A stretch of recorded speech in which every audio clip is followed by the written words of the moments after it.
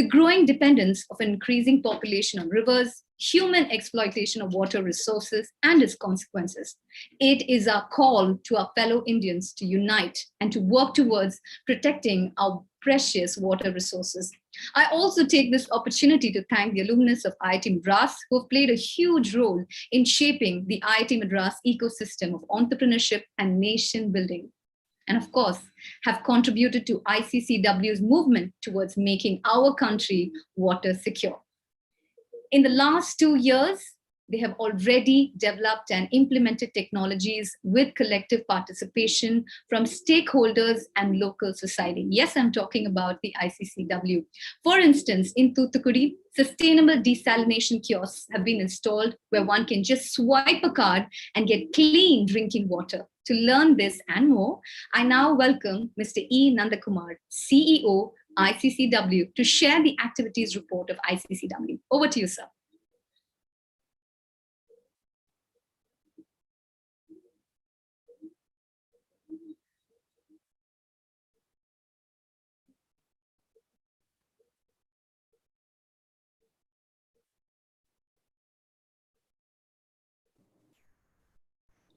Wish you all a very happy Earth Day and the customary good afternoon, good evening, good morning, wherever you are.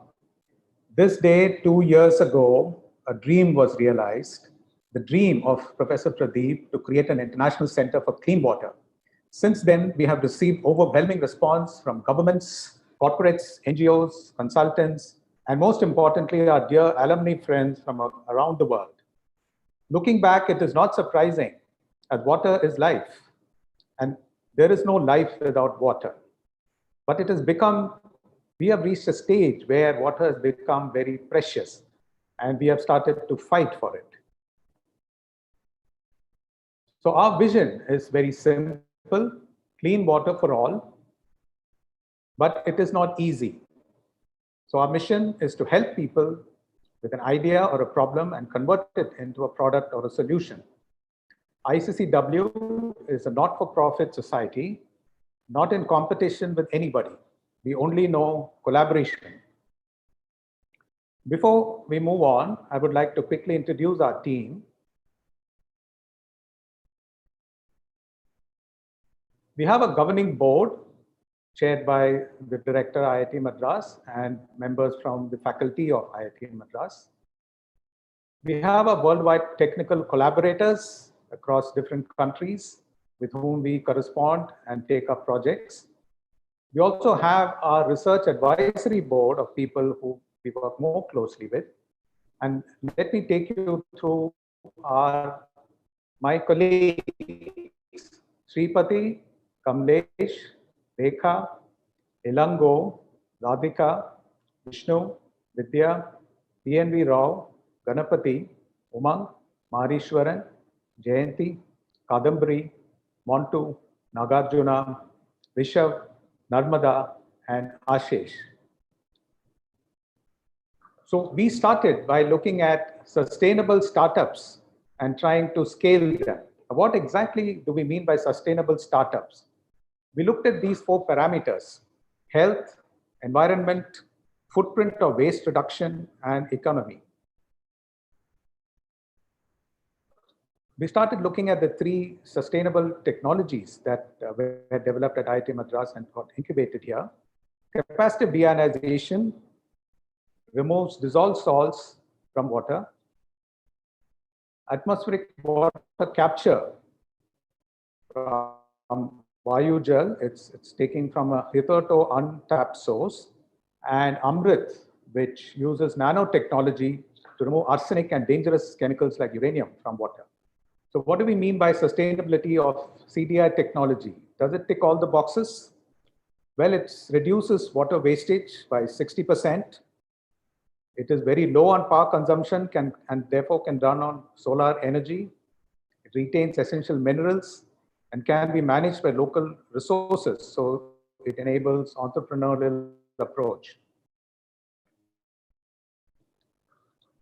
We have been fortunate in getting financial support from Nandi Foundation, Indian Oil Corporation, Pipelines and Marketing Division, National Stock Exchange Foundation, Telangana Government Schools, and also from Kriya University and Life Insurance Corporation of India to bring CDI to the masses. But for COVID, we could have touched 100 installations. But as it is, we have been able to impact about 30,000 people with a potential annual groundwater savings of 35 million liters per annum. These installations have been backed by communication and behavioral change activities to help local residents adapt, operate, and maintain it as a social enterprise. As per report by the Hindu recently, the Panchayat presidents and the people of Thoothukudi are extremely pleased with these CDI installations and are hoping for a few more to come in the coming years. And they are willing to pay a price for 15 liters of water, a price of 4 rupees per pot. Now moving on to the next technology, Amrit, which actually stands for anion and metal removal by indigenous technology. It is flexible and scalable from 10 liters per day to 1 million liters per day. It requires no extra power and costs about 2.5 paise per liter. There's hardly any water wastage and the removed contaminants are safely disposable as they do not leach. We have been currently working with Hydro Materials who have invented this technology and implementing it in about 102 sites in Punjab as part of the state government's plan to make Punjab arsenic free. Meanwhile, thanks to Professor Pradeep's Nikki Asia Award for this technology, Japanese companies have shown interest and we have signed up with Saraya, Japan for implementing Amrit in Cambodia, Kenya, and other arsenic affected countries. For those who do not have household tap connections, Amrit Home Unit has been introduced, and this is also in demand in many foreign countries. Atmospheric water capture has been around for more than a decade. What is unique about Vayugel is its high energy efficiency, resulting in a cost per liter of only 2 rupees 50 paise, which compares favorably with even branded bubble top water. But Vayugel is just not about affordability. The condensed water is mineralized to taste like spring water and meets WHO standards. It ticks all the boxes for sustainability and more.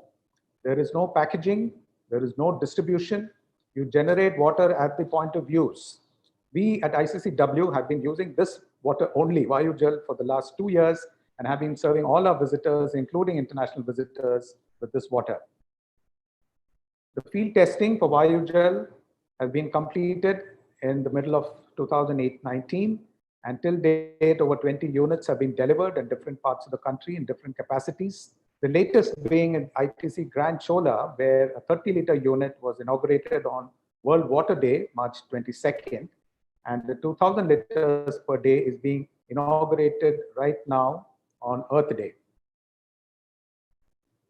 Looking at the infrastructure at ICCW, we have complemented whatever is there with additional facilities to make it a one-stop shop for water research, testing, prototyping, and validation.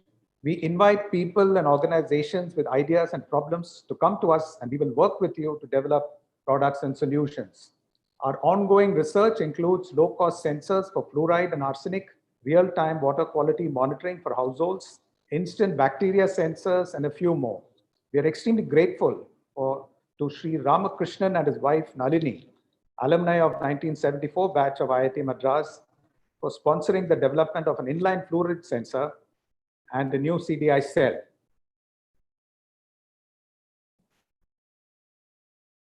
The point where water technology meets social needs is termed as hydroinformatics. Hydroinformatics is the way for future water management, including disaster management. ICCW is open to work with governments, corporates, academics, and develop dashboards for real-time water management. We have started in a small way the form of a pilot groundwater quality mapping of Chennai city with PG students from Stella Maris College and the Tamil Nadu State Data Center. Our research team has developed a smart interface to connect the field test kit to a mobile phone to instantly digitize the field data minimizing human errors and transmission delays. ICCW is looking to establish innovation villages and towns where new technologies can be validated and coupled with hydroinformatics to track social development. This can inform policy determination for their adoption nationwide. Towards this, ICCW has been engaging with several startups, many of them with social impacts, and working with companies like Akamai Technologies to give them a mentoring, technical and business mentoring to create successful business models and mission models. As part of our outreach, we have been conducting webinars and water talks to get the best minds and expertise to blend together. All these have been archived on YouTube channel of ICCW News, and we request you to subscribe to this channel and avail of the vast level of information that is available here.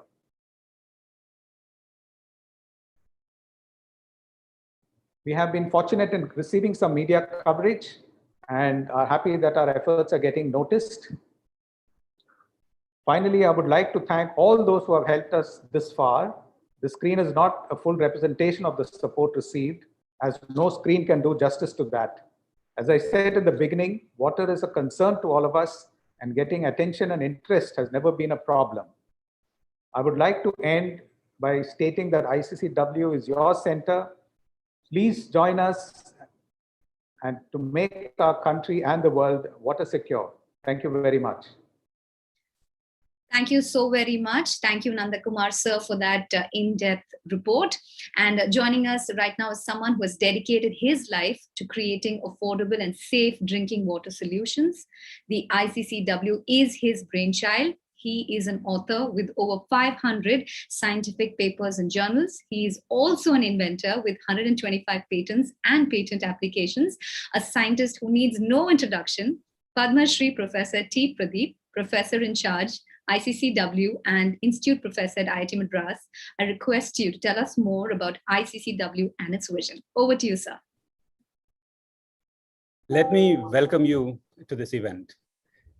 Thank you, Sanabar, for introducing me. ICCW became possible because of my great institution, IIT Madras.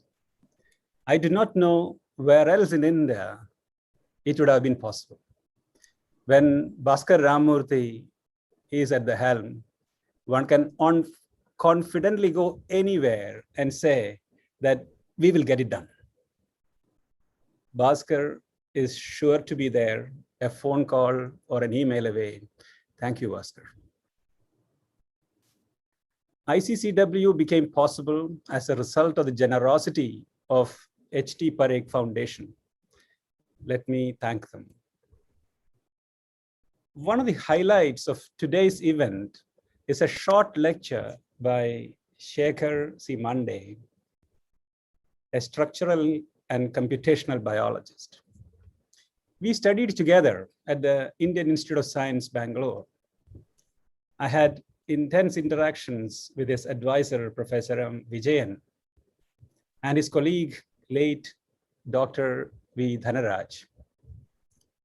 I find in Shekhar a passionate researcher with concern for the country.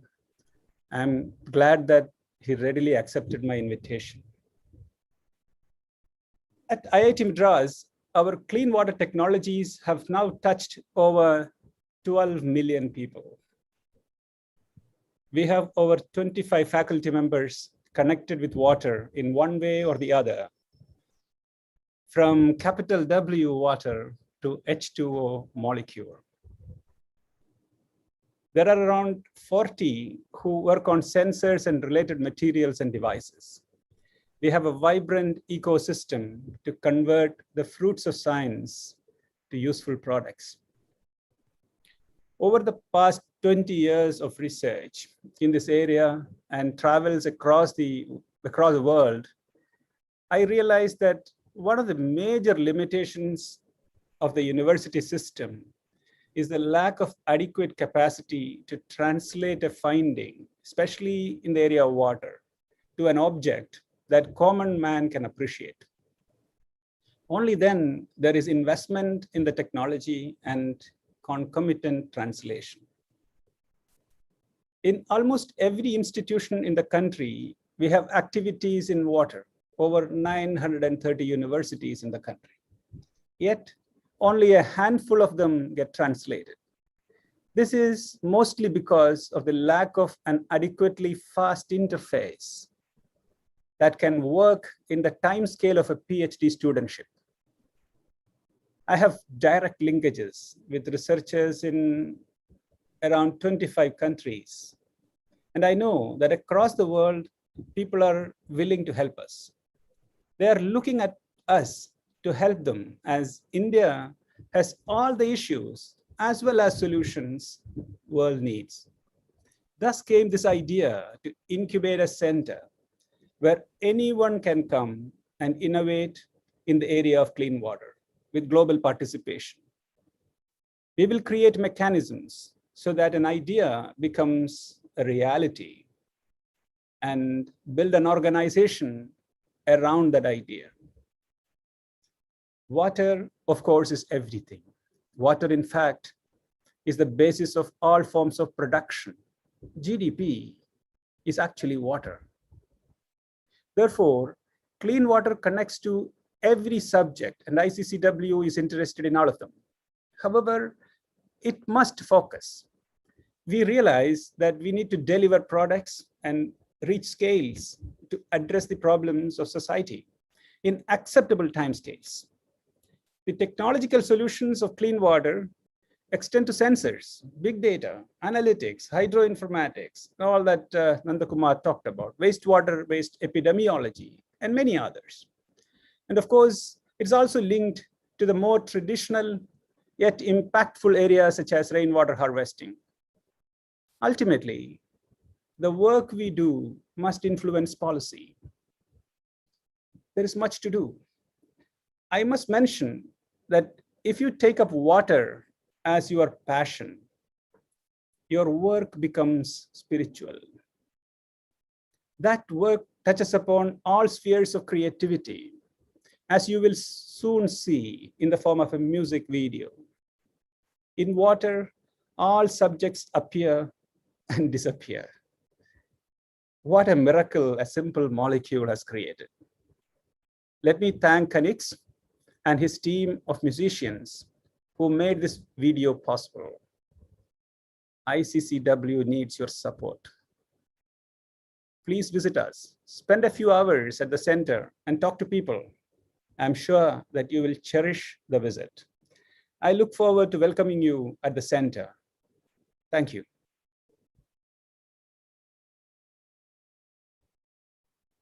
Thank you so very much, Professor Pradeep. Those are words straight from the heart. And thank you for sharing the vision of ICCW so concisely and so precisely. So researchers at IIT Madras have filed 184 patents during the year 2020, including 65 international ones. The institute has always been at the forefront in solving many of today's and tomorrow's major societal problems, such as improving health outcomes, conserving energy, and reducing poverty using technology. To tell us more, I now invite Professor Bhaskar Ramamurthy, Chairman, ICCW, and Director, IIT Madras. Over to you, sir. Thank you. Thank you very much for having me on this function. Can you hear? Am I audible? Just a sound check. So yes, let me take this opportunity to welcome Dr. Shekhar Mande for his for attending this function, and also to we are all looking forward to his talk. Let me congratulate Pradeep and his team for bringing ICCW within 2 years to the good state in which it is in today. We heard the brief report on its activities. Let me also thank our distinguished alumnus, Kanigeswaran. IIT Madras is happy that some of its alumni do drift away from science and technology and do other things. So Kanix is an example of that. And many of these brilliant musicians he has roped in for producing this video are people we all admire, and some of whom I know. Let me thank all of them for what they have done, for their contribution. So IIT Madras is a university first and foremost, and we let our faculty do what they want. That is one of the sort of the deals that you cut with the faculty member when they join university, that in return for whatever they are supposed to do for the students and for research and for the country and so on, you have to let them do what they want. So that's academic freedom. So many faculty choose different mixes of activity, flavors of activity. Some people do very deep academic research. All research ultimately, if done with the right spirit, does lead to some benefit to mankind and to the world in general. But some of it may take a long time. A mathematician comes up with a new theorem. The benefits of that, even if it's directly measurable, maybe after a century, or maybe not even be so easily taggable. But we all know by now that all of this kind of work, when done genuinely, leads to some benefit or the other. But there are some people among our faculty who are impatient and want to see the fruits of their work more quickly. They want to see impact on fellow citizens, on some aspect of their country or their surroundings or the world which bothers them, whether it's sustainability, whether it is water, whether it is healthcare, energy, whatever it is. And they sort of orient their work a little bit more towards impact, more immediate impact. And they're impatient to see the conversion of their ideas to reality. They then want to set up some mechanisms to, as Pradeep mentioned, to take a finding, as he called it, to the common man as an object. These are words, I'm just borrowing his words, but sort of that's one way of putting it. And therefore, we have tried to enable faculty to do that also. Whoever wants to do it and we help them. Very often, a lot of what we achieve is their own doing, but we help them. The IIT Madras Research Park is many things. It's a place where a lot of companies set up their research centers and collaborate with the IIT. It's a place where we incubate all our startups.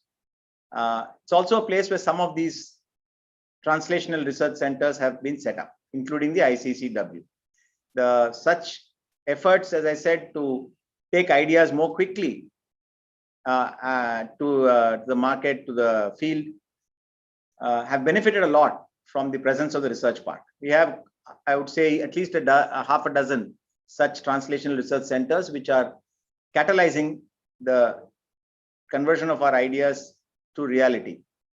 ICCW being one of them, but there are others I can mention. And somehow, as a result of all this, I believe that the number of areas in which our faculty are having more immediate impact, definitely in the country, if not beyond the country, is quite high relative to most other institutions. You can see our efforts are bearing fruit, not just in water, but in healthcare, in housing, in sustainable energy, renewable energy, and several other things. I can mention a few more, but the general trend, and it's all driven by individual faculty who want to do it. We don't force people. We don't assemble a team and say IIT Madras shall do this by next year. It's not done that way, because academic freedom is at the heart of the whole thing. But there are enough people who want to do these things, and then others come. When they see this effort in water and somebody wants to work in water, then if they have choice between 3-4 institutions, they'll probably gravitate towards IIT Madras. This is another way in which it grows. So I'm very happy to see the way ICCW is establishing itself. When we think of water and clean water, we saw many examples. Many of them are examples of very advanced chemistry, or maybe even some biology. I don't know what's inside there. But let me tell you that the kind of technologies and sciences that this area water straddles is very vast. For example, it's very easy to tell you that a simple calculation will show that Chennai's water problem can be solved without going all the way to the Kaveri or to the Krishna. Because even in a bad year, even if we get only half the rainfall that we normally get, which would, in the IMD's terms, would be what they call highly deficient, and it occurs once in blue moon. If you just just look at a certain small fraction, relatively small fraction actually, of paddy fields outside Chennai, and tell the farmers, take a break this year. Here's all the money you would have got by selling paddy. Just don't grow paddy. Give the water to me. And if they did so, you won't need trucks, you won't need anything.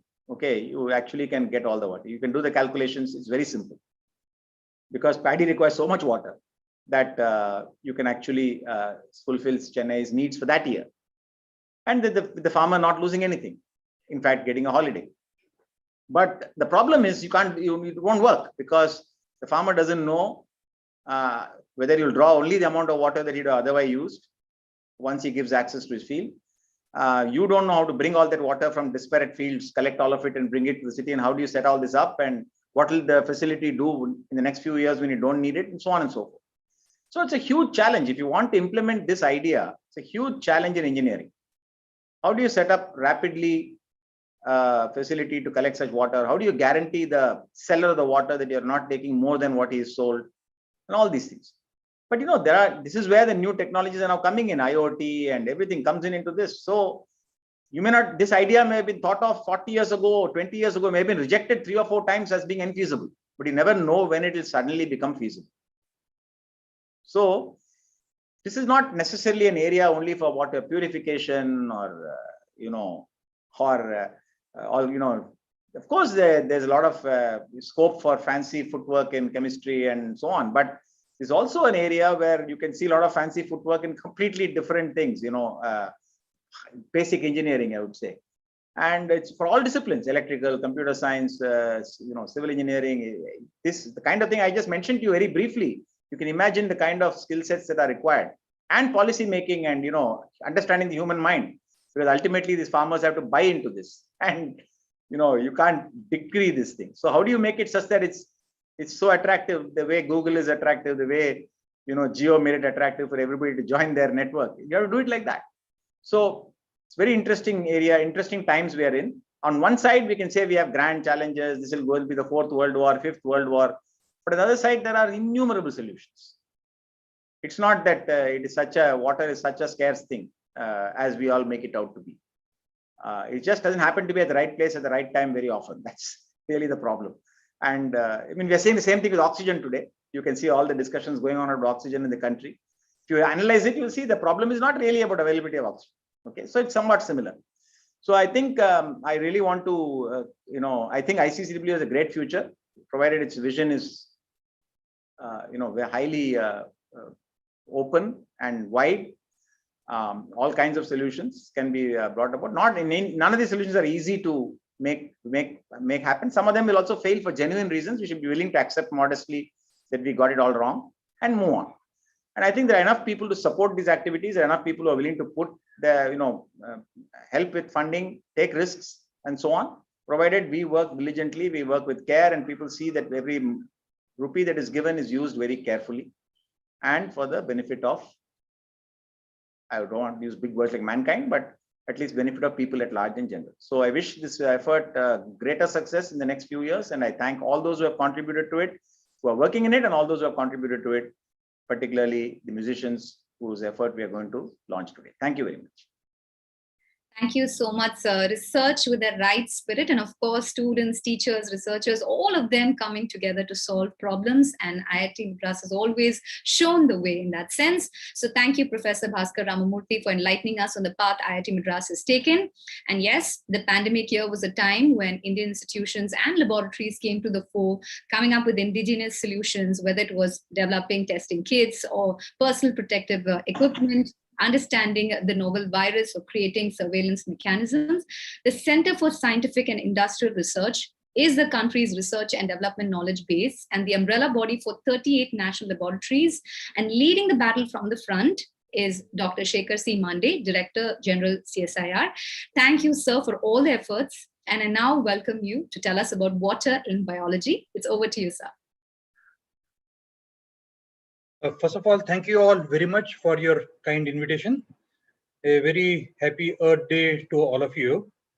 Professor Bhaskar Ramamurthy, Pradeep, a good old friend. I have had the pleasure and privilege of visiting the IIT Park, Technology Park, and I had the privilege of having the tour by Professor Ashok Jhunjhunwala himself. I had also the pleasure of visiting Pradeep's lab. And I always keep telling my friends, that it's almost impossible to match the level of energy that Pradeep actually generates around him. For people like me, it's impossible to actually see how many things he's involved into and the kind of thing that he is doing into. So it's a special pleasure and privilege for me to be here on today's date. With your permission, I will project my slides from here.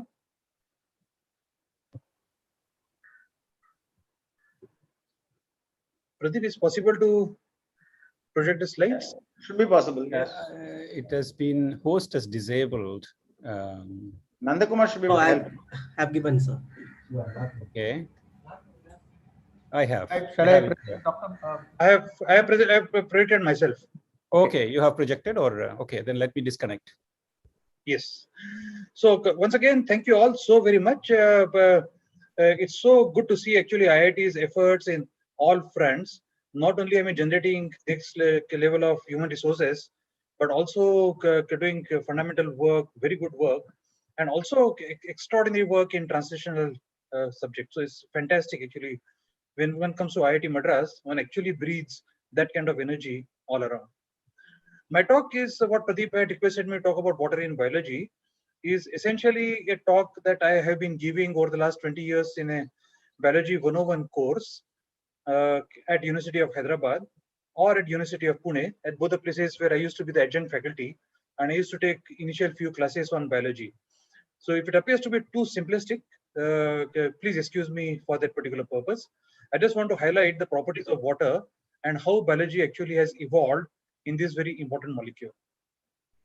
See, as we start looking at a general ecosystem around us, typical biologist or a typical scientist starts breaking down the system to understand nature around us. The approach has been kind of immortalized by physicists around us. Physicists always actually took what is called as a reductionist approach, in which a very large complex problem, they will break up into small problems, understand the smallest of those, and then try to generate a much larger picture. And it's essentially what biologists learn from physicists. To understand ecosystem, they would study community. To understand communities, they would study population. To understand population, they would study organisms, and so on and so forth, and break down all the way up to a single molecule. And then hope that we'll create a larger picture by understanding different molecules. And when we talk of molecules, the molecules that make up all of biology around us, the living systems around us, if you look at their composition, are something like this. Water, of course, is the most dominant of all molecules. It's typically 70% of all the cells, the cellular systems, it's about 70%. And the total number of atoms that make up biology are very, very few, surprisingly. I mean, carbon, hydrogen, nitrogen, oxygen, sulfur, phosphorus make up more than 99% of all biological material. And that's very, very surprising. But nonetheless, despite all its simplicity, water also is one of the most complex molecules to understand its properties of. And that's what actually I want to highlight in about 10 to 15 minutes in the next 10 to 15 minutes. If you look at the distribution of water on the planet, the total amount of water that is actually shown here is something like 1.3 into 10 to the power 9 cubic kilometers, of which most part, about 97% part, is present in oceans. A smaller proportion is present in glaciers and ice caps. The groundwater is even much smaller. Freshwater availability across the globe is only 0.02% of the total water that is available to us, and water vapor, we are even less than that. So that actually highlights the importance of consuming water and the importance of conservation of water. So altogether, if you see, the total amount of fresh water that is available to us, or that in water vapor, is really tiny of all the water resources. Now, this is very common to all the chemists, the atomic structure, the molecular structure of water, 2 hydrogens and oxygen. I have not shown you the lone pair of electron that is present on the oxygen molecule, but nonetheless, what you see, you would have anticipated, had it not been asymmetric charge distribution of water, you would have anticipated the 2 hydrogens to be at 2 corners of a tetrahedron. If you imagine a tetrahedron, oxygen being at the center, 2 lone pairs at 2 corners, and 2 hydrogens at 2 others, it's actually not. The hydrogens are actually drawn closer than what a tetrahedron would be. And that creates an asymmetric charge distribution on water molecule. If you look at the partial charges, that creates asymmetric charge distribution. And this is really at the core of all water's properties, the molecular properties of water, and why it becomes so important in biology and why it becomes so important in sustenance of life is really core, is this asymmetric charge distribution on water molecule. And let us look at a few examples of this as we speak along. So I want to actually give only 3 examples before I go over to some of the important aspects in proteins. But essentially, what it does is that because of the asymmetric charge distribution, it has a dipole, is slightly positive on the sides of the 2 hydrogens, slightly negative on the other side, on the lone pair side. And this actually unequal charge molecule, the water molecules attracts themselves. All the water molecules attract themselves, and that's the reason that they also form drops and all. The water droplets are formed because different water molecules attract themselves, and the droplets, when they start growing, they cannot grow bigger than a particular size because of the surface tension. Now, as water transpires of the leaves, for example, in plants, the cohesion of water molecules, that the attraction forces between them, actually pulls them up through the vessels, these plant vessels. And therefore, water can reach several meters above the ground through the capillaries in the plants. And that's a fantastic phenomenon that happens, and we'll actually come to it very soon. Water also happens to be the only natural substance that is found in all the 3 states. There's the gaseous form, the liquid form, and the solid form at a temperature that are found normally on Earth. Now, this also is an important aspect because we will see how that helps in the sustenance of life in different forms. Firstly, yes, sir. Aren't you joining the event? We are busy, or I've just sent you a link just in case I forgot. Firstly, the water has anomalous properties, and all our chemistry students, they know, or our even school students, they know that water's density at 4 degrees is higher than that at 0 degrees. What you see on the right side is the structure of ice, and what you see the water on the left hand side is at 4 degrees. Obviously, more number of water molecules are packed in a smaller volume, and therefore the density is higher at 4 degrees.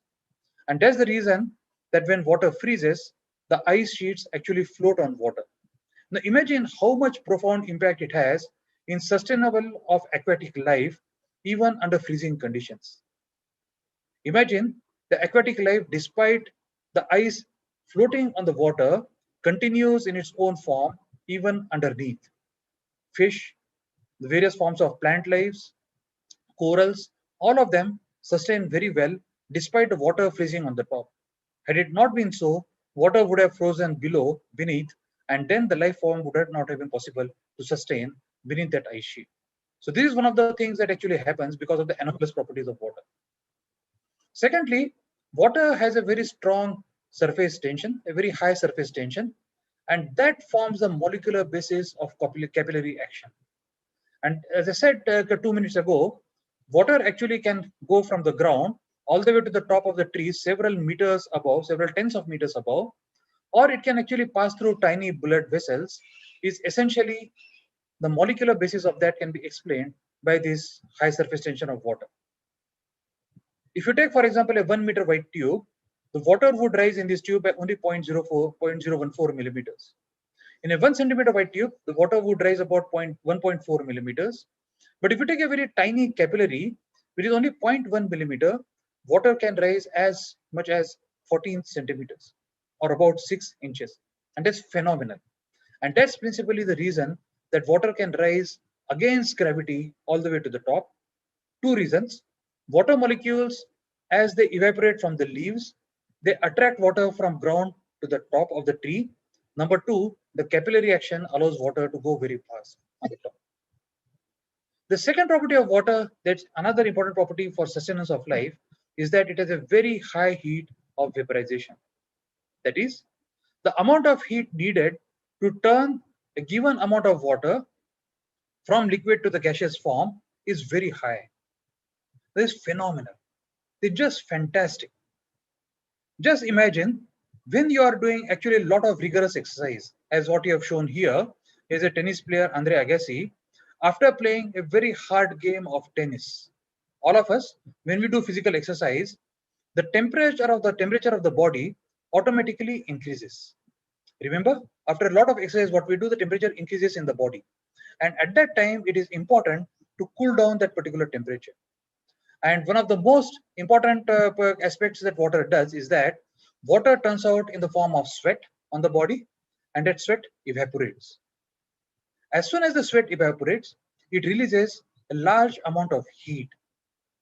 And as the heat is released from the body automatically regulates its own temperature and it cools down. This is fantastic. The same thing happens if you are not well. When you develop fever, that's essentially body's mechanism of fighting against germs, viruses, bacteria, and so on and so forth. And when the body develops temperatures like 100, 101, 102 Fahrenheit, at that time it is very important to cool down the body. And what many of the medicines like paracetamol do is they make you sweat.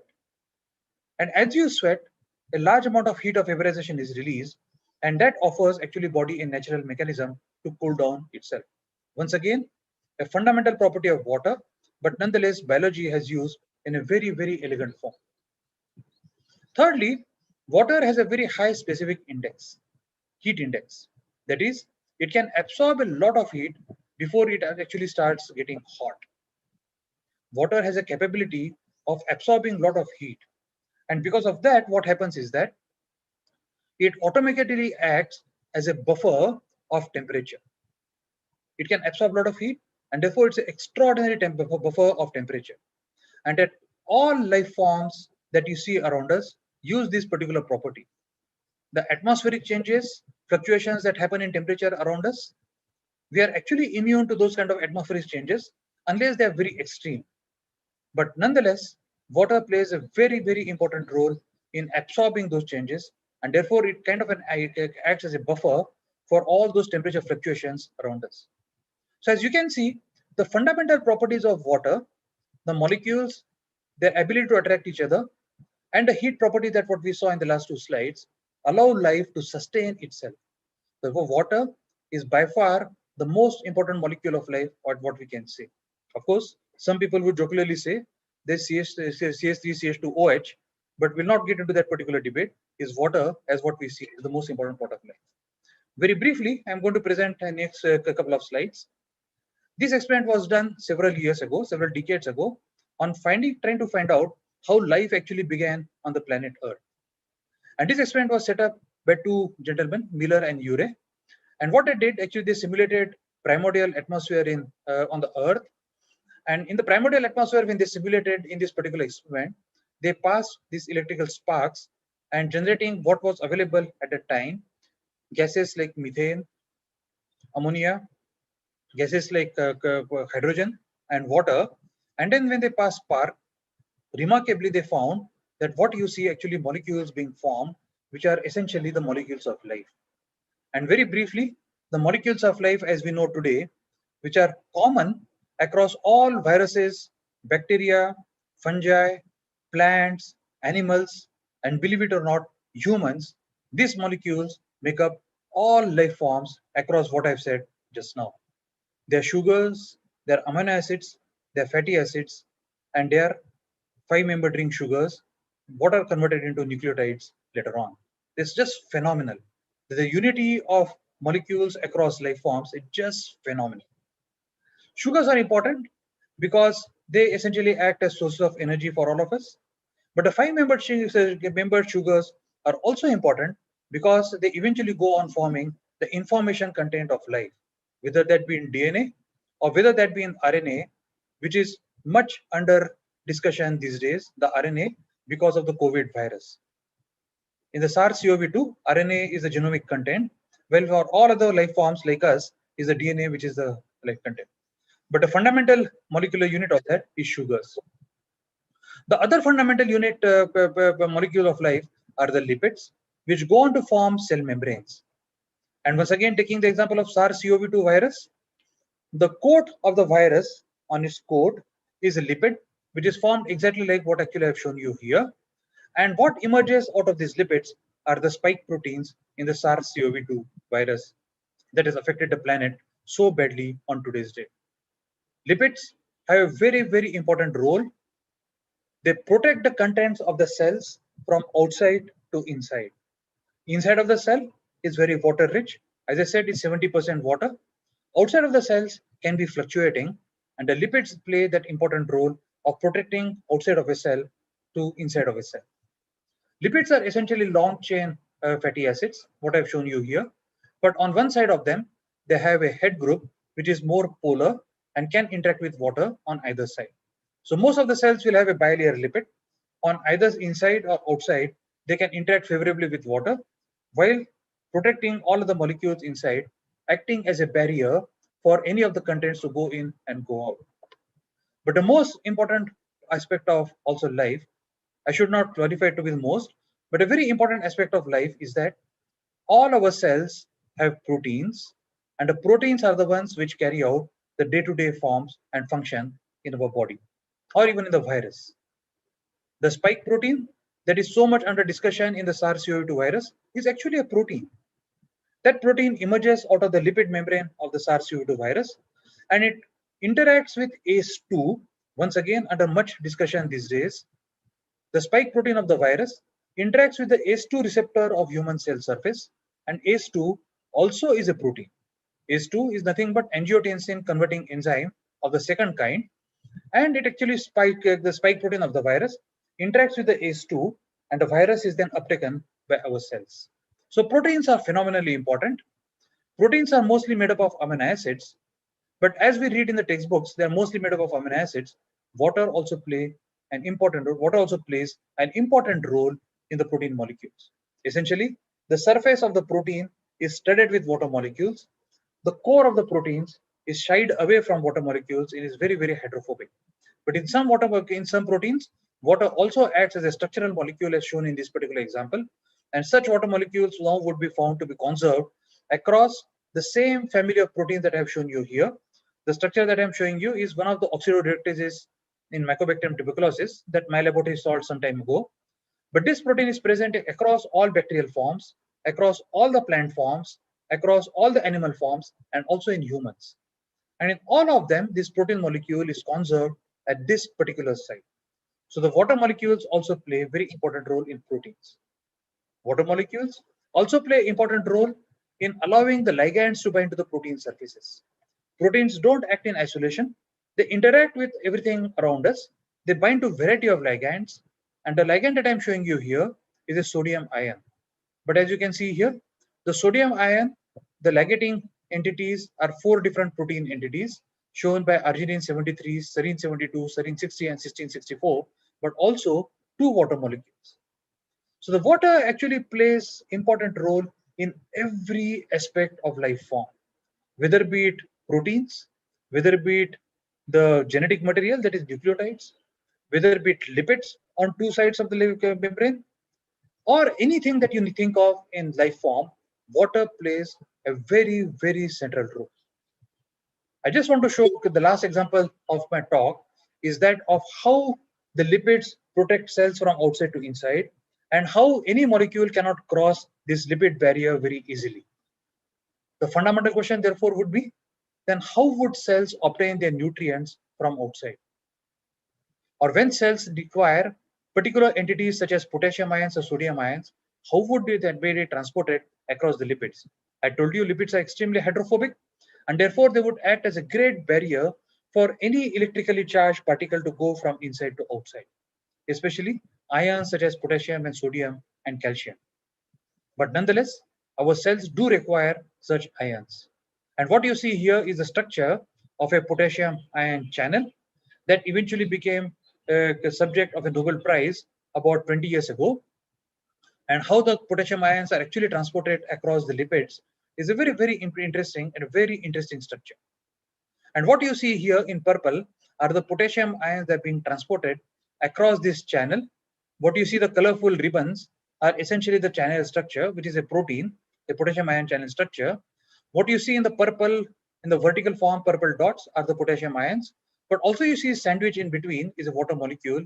Oxygen is red and the 2 hydrogens are white in that particular respect.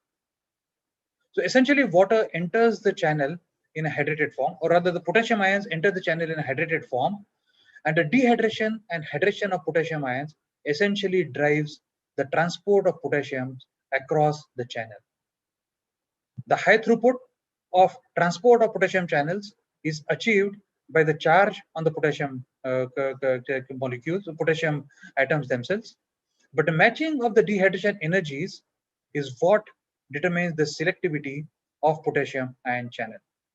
Remember, there is a potassium channel, there is a calcium channel, there are sodium ion channels, but all of them have individually evolved to transport only one kind of ion through them. And that high selectivity is determined by the dehydration and hydration of potassium as it enters into the channel. So what I want to actually have tried to impress upon you is that water is phenomenally important for sustenance of life. Without water, the life as we see around us would not have been possible. And therefore, it becomes very important on the Earth Day to remember that is our duty as collective duty of all of us to conserve that particular water. I hope I have not bored you with very, very basic facts that I've seen. This is essentially the biology 101 talk that I give to students whenever I have been in different universities. And I do hope that I have tried to impress upon you that water is extraordinarily important. And thank you, Pradeep, for taking this message to the general public. And thank you for the phenomenal work that you are doing in IIT Madras and at ICCW. Thank you all very much. Namaskar. Thank you so much, sir. Well, I never thought I'll see Andre Agassi being used to explain water. That was so interesting. Thank you so very much. Thank you, Dr. Shekhar C. Mande, for that fantastic walkthrough in biology. Now, the moment we've all been waiting for is finally here. But, it's tradition, it's culture that when we kickstart something, we have the invocation song. And to do the honors, we have someone very special with us. I don't know how to address her because should I call her Your Highness? The Queen, because she's an absolute authority in music. Padma Shri Bombay Jayashree ma'am, Vanakkam. Welcome, and yes, go ahead. Please do us the honors with the invocation song.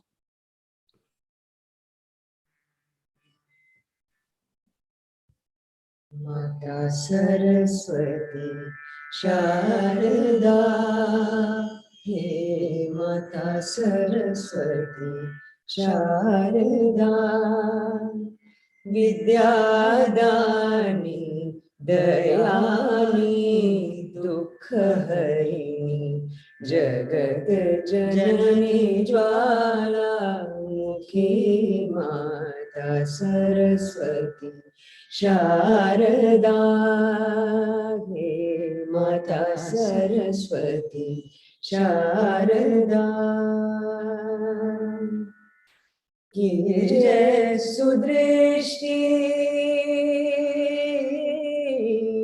Kirjay Sudrishti, Sevak Jaan Apna, Itna Vardaan Deej, तान ताल और आलाप बुद्धि अलंकार शारदा, हे माता सरस्वती शारदा, विद्यादानी दयानी दुःखहरिणी जगत जननी ज्वाला मुखी माता Saraswati Sharda.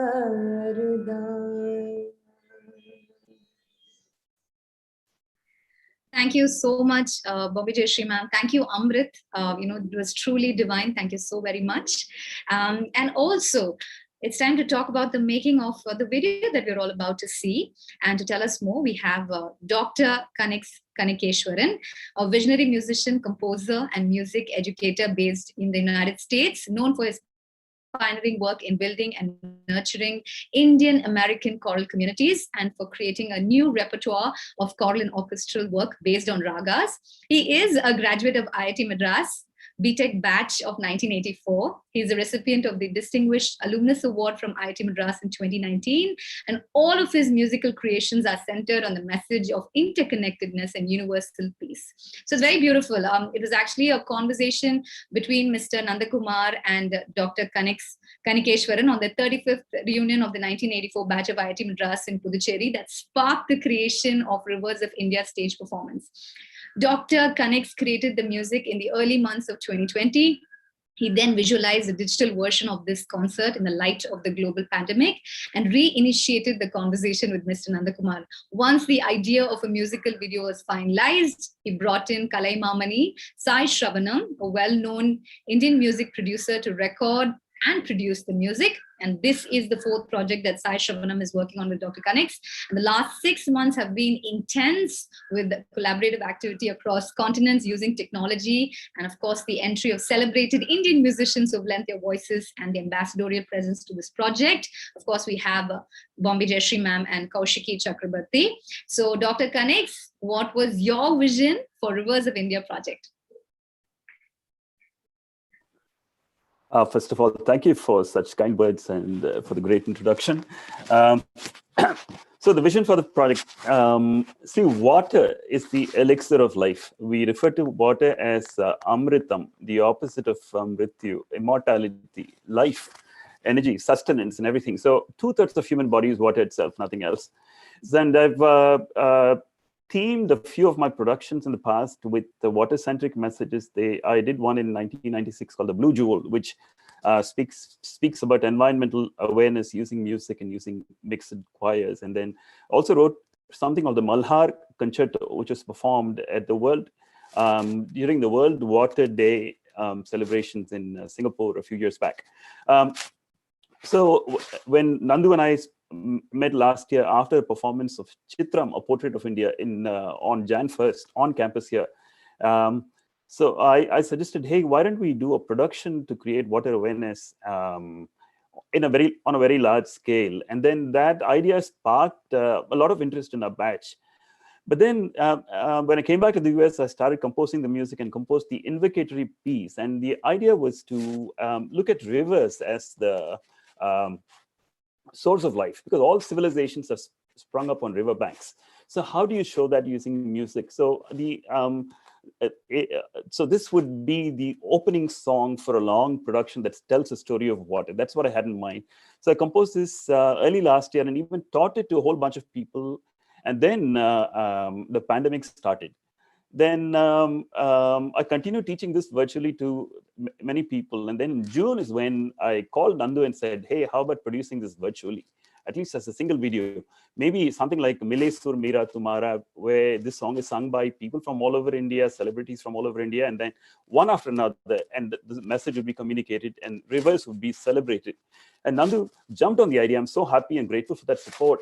And then once we discussed the idea with Professor Pradeep, he said, why don't you even show the story of whatever you were talking about for a full-length production, the adoration of rivers, the holding of rivers in reverence, and then taking it to the stage of overuse and environmental pollution and things like that, and finally a message for hope when we come together. So, it's a challenge to tell all this in 6 minutes. So, so the whole thing is done using 2 ragas. One is, and I'll come to that in just a bit. So the key things here are many keywords: are reverence for rivers, are the overuse, the consequence, the course correction, hope, collaboration, awareness, people coming together, and so many keywords, and all to be expressed in 6 minutes through music and visuals and captions. So, but the key thing here is calling out rivers by their names, and that's what you're going to see in this music. Okay, beautiful. But you know what? This is off syllabus. Most of the rivers in India are named after women, isn't it? Most of them, the Brahmaputra, I think, is an exception. Other than that, and I've always wondered about Brahmaputra. Why is this, even during school days, why is it not an Amma? So I never got an answer to that. So. But, right. Yeah. No, we're not gonna, force you to answer that question. It's just, completely off syllabus, like I mentioned. But do tell me, what are the unique aspects in this song, sir? Yeah, I'll do that. But just out of curiosity, just out of, I'm just going to mention this. Adayar is right next to us, right next to campus. I don't know what the full meaning of Adayar is, but I don't know. I'm not, the female component of it doesn't strike me right away. So we've got to look into the meaning of that. Kuam, of course. And yeah. So the main components are, see, the thing is, like I mentioned right in the beginning, rivers need to be called out by name. So till you know the names, you will not be able to relate to them. So the opening line of the composition itself is inspired by a Sanskrit sloka, which calls out the 7 major rivers of India: Ganga, Yamuna, Saraswati and all that. So so that is how the whole song begins. And as I started writing it, it immediately fell in a 7-beat cycle. And the moment I thought of it, I could sing it only in the raga Yamuna Kalyani and not anything else at all. So that's how it fell in place. And then I started looking up the names of rivers that I knew and the names that I didn't know, and they all fitted in. You know, in Tamil, when we use the phrases Edigai and Monai, in Sanskrit we use words like Antyakshara Prasam and all that to indicate the alliteration of lyrics, and all that fell in place while I was writing it. And when singers sang it with me, as I taught it to choirs of singers here, everybody said, okay, this suggests a flow. This almost feels like we are flowing with the river. So that, and then once I had my conversation with Professor Pradeep, it's like, we have to show this tension in the music. Everything cannot be sweet because we're trying to tell the story of what's happening, what reality is. So I introduced a change in raga all the way from Yamuna Kalyani to Kiravani, and there's a lot of tension in that, in the humming that goes on there. And then there is hope. And there's a pause and a complete change in there. Then how do you dramatically show that? Then here's where our ancient lyrics come into come in and give their hand to support us. For instance, I picked the line Nadandai Vari from Silapadikaram, which is written almost like 2000, maybe 1800 years ago. And then it comes a dramatic part where we get singers from around the world, about 50 of them, to come on screen and just sing one line together. There's a change in key, and it's dramatic. And then we show what is possible when people come together. And that's when visuals of ICCW come into the picture and all that. So it's pretty exciting. So we are crammed together a lot of matter, musically and otherwise, into 6 minutes. And I want to particularly thank first the singers who lent their voices to the project. They made a huge difference. Bombay Jayashree, Amrit, and Kaushiki and her son Rishit. And I should thank Sai Shravanam for collaborating on this project and suggesting the idea of reaching out to Bombay Jayashree and Amrit and to Kaushiki and Rishit, because initially it was going to be a galaxy of singers, and I think the impact of it would have been lost if we had taken that route. So thank you, Sai, for that suggestion, and also for layering the project with layers of percussion to show the difference in different lines and all that. So Sai, people refer to Sai as by various titles like sound engineer, music producer, and so on. But the way I would like to refer to him is as a soundscape architect. I think that's how he should refer to himself from now on. So thank you, Sai. So that's the vision of the project. So there's much more I can just go on, but let's listen to the music. That was beautiful, Dr. Kanix. So much Thank of you. magic in 6 minutes. And I know how you got through IIT. I think you sang your way through your syllabus. I completely get that. Moving on, we have Kalima Mani, Sai Shravanam with us. So Sai, the project took more than a year. There's a lot of back and forth. Tell us about the unforgettable experience of putting this together. First of all, namaste to everybody here on screen and to the panel. I would like to thank Kanix sir and IIT Madras, Mr. Nandu, for giving me an opportunity to do this beautiful song.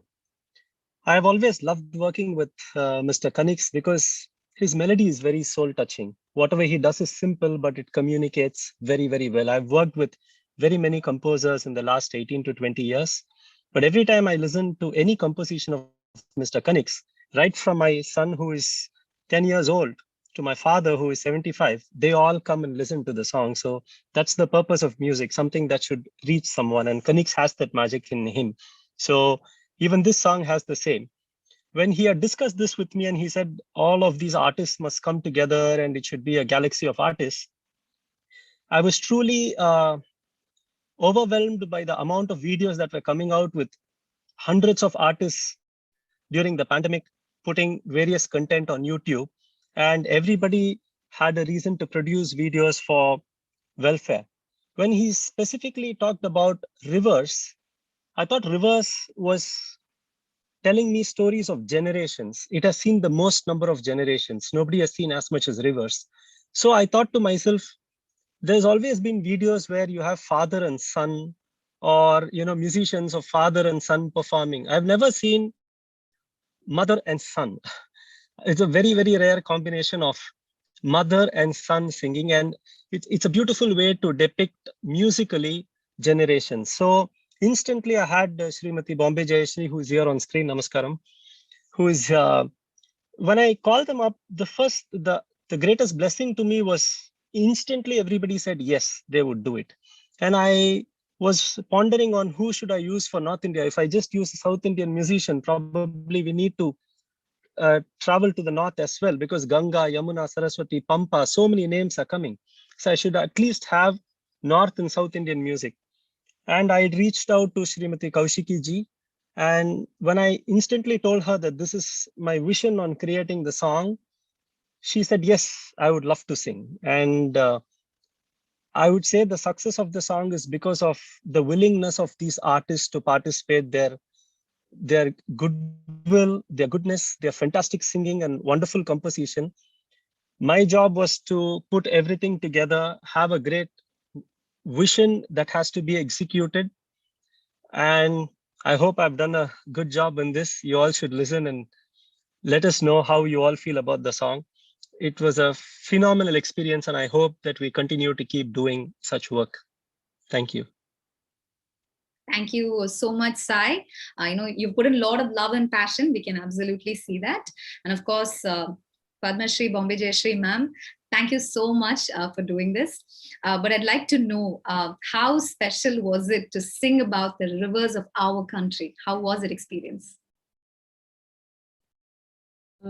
Like Dr. Kanix and my good friend Sai mentioned, this is a moment that we all need to come together even more to celebrate the earth. Today happens to be Earth Day, to celebrate our source of life, the elixir, the amritam, the water bodies, the rivers. And for me and for Amrit, it's a blessing to have worked on this song, so beautifully created by Dr. Kanik, so wonderfully executed by Sai Shravanam. Also, it's an extra blessing that it's for the first time that Amrit and I have been together in expressing ourselves musically. So it's a huge blessing, and I really hope that the efforts of everyone and the blessings of IIT and everyone involved in this helps us to reach the message far and wide through this music video.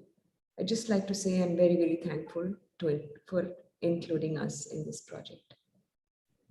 Fabulous. Also, ma'am, as a celebrated artist, you've been part of so many productions. How was this being part of this composition? What are your thoughts on this composition per se, as a song, as a vocalist? How do you feel? The music instantly flowed in and outside me. The way the words, the mention of all the rivers, everything flowed, and it like seemed to merge already during the creation. It's always wonderful, like I said, to work and hear Dr. Kanik's beautiful musical creations, and it's extra wonderful when Sai Shravanam puts it together. I can only say I'm really thankful for this blessing. All right, and finally, Dr. Kanix, after 37 years of graduation, creating something for IIT Madras. The beauty of this project is, people just spoke to each other, virtually connected, sent emails, and somehow they created this so beautifully. So yes, your thoughts on that, Dr. Kanix?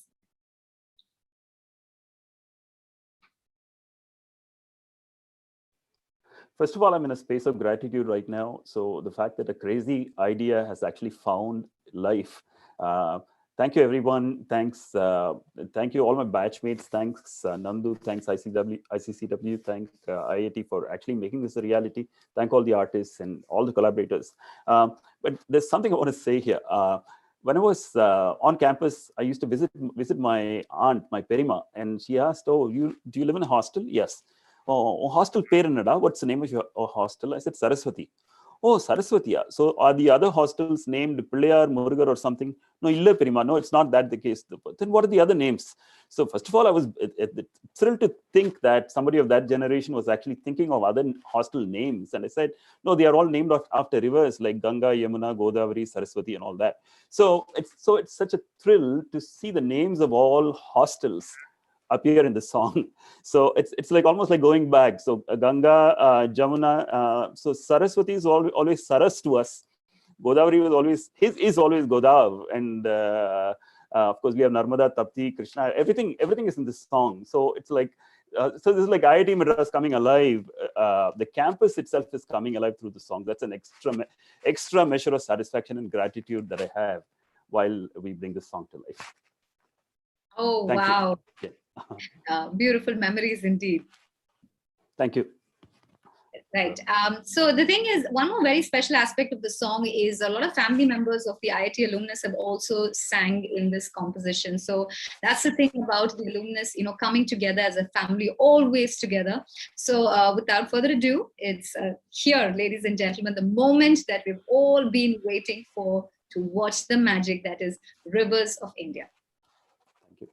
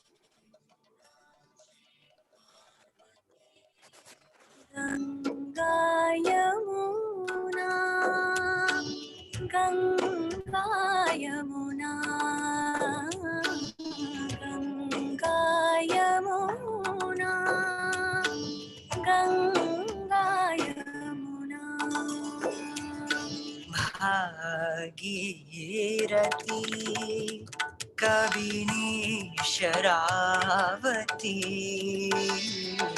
Sabarmati Amravati तपती भागीरथी कबिनी शरावती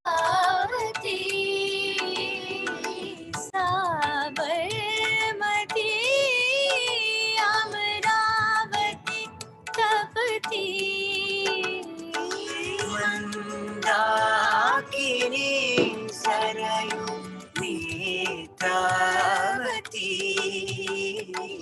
कुंडली महानदी पंपा वेदवती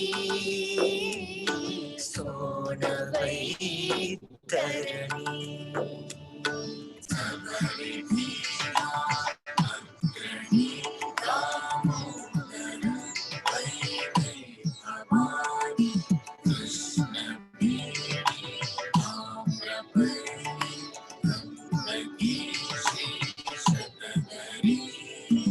गंगा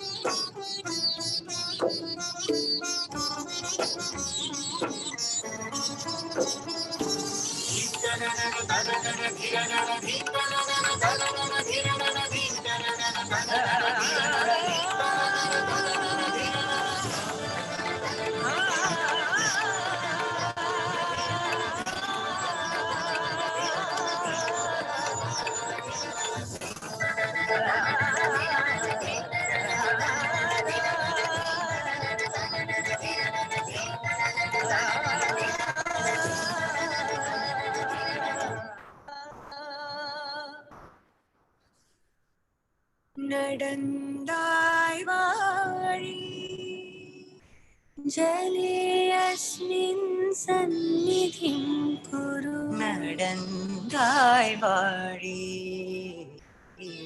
நடந்தாய் வாழி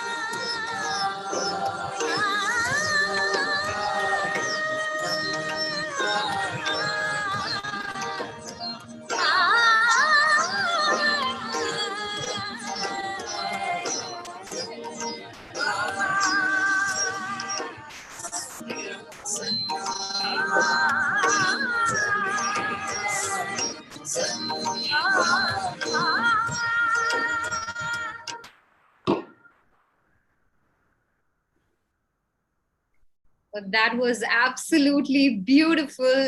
If we can, a nice big round of applause. I know this is virtual, but still it would be wonderful if we could all give a fabulous round of applause. Unmute yourself. Come on. Take a bow. That was simply fantastic. So, ladies and gentlemen, Thank you all. I appeal to you, please use the hashtag ICCW, use the hashtag Rivers of India, share this widely. This is a call for all of us to come together and to save the rivers of our country. And of course, don't forget to visit iccw.world and let's make our country water secure. And for the thank you note, I invite the CEO of ICCW, Mr. Nandakumar. Over to you, sir. Yeah, thank you, Sana, for handling this show so well for us. And it is time to now thank everybody from Dr. Shekhar Mande for having made it possible today, despite his busy schedule, and sparing time with us to share his insights on water and biology. I thank Professor Bhaskar Ramamurthy for gracing the occasion and sharing his thoughts and advice and encouragement and the kind words he had for us. Heartfelt thanks to Srimati Bombay Jayashree, Sri Amrit for taking time out to participate today. And along with them, Srimati Kaushiki Chakrabarti, Master Rishit. We thank them all for their outstanding rendition of the lyrics of the Rivers of India. We're extremely grateful to them for taking time out during these challenging times for recording the audio and video on different occasions. A big thanks to the IIT M alumni community who lent their voices and videos to the chorus. Many are overseas and their connection and commitment to India is very touching. Thanks are also due to IIT alumni and others who contributed in their own way to find resources to make this video possible. Thanks Lata Venkatachalam and the team of IITM Alumni Association for coordinating the publicity and hosting the event and the video on the IITM YouTube channel. I suspect that because of the link, the audio was okay, but the video may have been cracking. I would invite all of you to see it on your own screen directly from the IITM YouTube channel subsequently. It's now available for all to see, and please do circulate it widely. I must make a special mention here to my ex-colleague, our Sundar, Secretary of Hamsadhwani, and my batchmate Mazhar Kamran, who are not there today, but in the early stages, they were involved in this project and gave us valuable tips and suggestions that have made some impact on the final version. Thanks to Bharat Vikram, Joy Kerr, and their team for stunning videography and editing. A person I cannot thank enough is Sri Shravanam, who took command of the video the moment Kanix entrusted it to him. He has been patient in answering my silly questions and anxieties and creating a masterpiece that has elevated our rivers to a sacred level where they belong.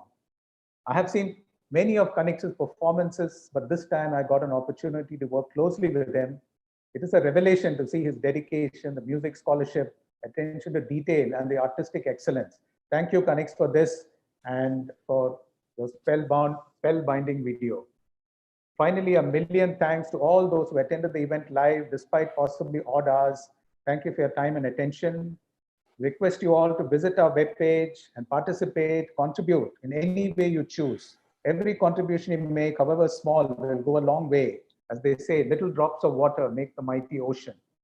Thank you very much. Thank you. Thank you.